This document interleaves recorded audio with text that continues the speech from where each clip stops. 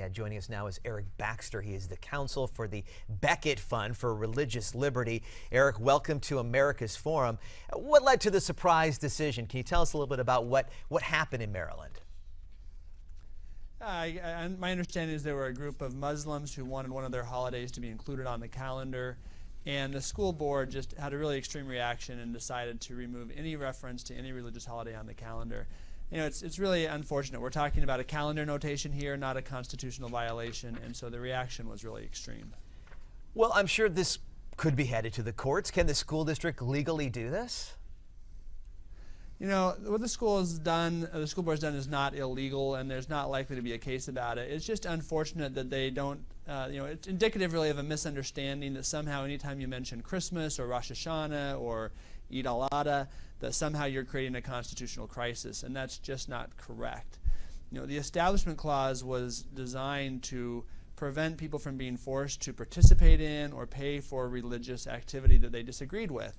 And that's not being required here. It's simply a calendar notation that says these days are religious holidays, and there's nothing wrong with that. Now, Eric, I actually think we're setting a very dangerous precedent here, and I'm curious, do you think the school district will face any backlash from parents or Christian religious groups?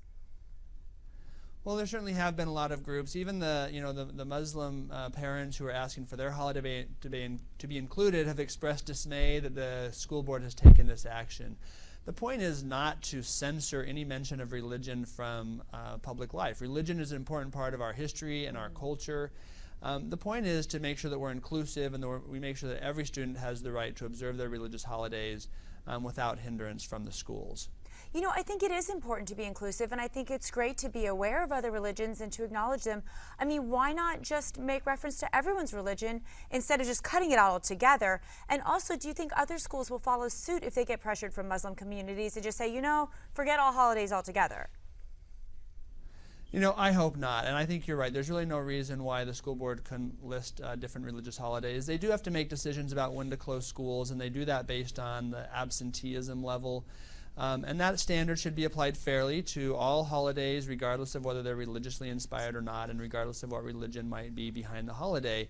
But to act like we have to scrub any reference to religion from the school calendar, you know, it's really extreme. If this were an Establishment Clause violation, I guess we should expect that there will be no Christmas or Rosh Hashanah next year.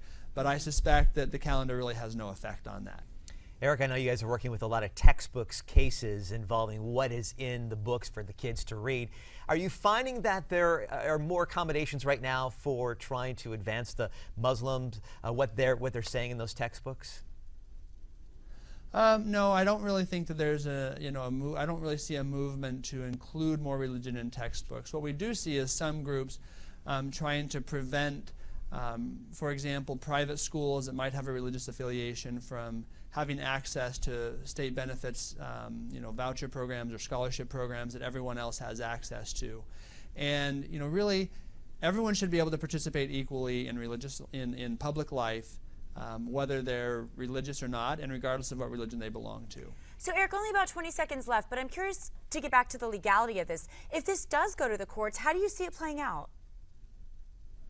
Well, like I said, what the school board's done is not really illegal. They've just chosen not to list these things on their calendar. So it's really just indicative of this confusion that somehow if we mention a religious holiday or a religious name, that's wrong and that that's a violation of the Constitution, and that's simply incorrect. You know, religion is a part of our history, it's a part of our culture, it's infused in our public life, and we should celebrate religious diversity and celebrate people's desires to live out their religion and not try to censor it out of the public view. Eric Baxter is joining us from, obviously we appreciate his comments, and I know a lot of you have comments as well. Make sure you tweet your questions on Newsmax TV. We're coming right back.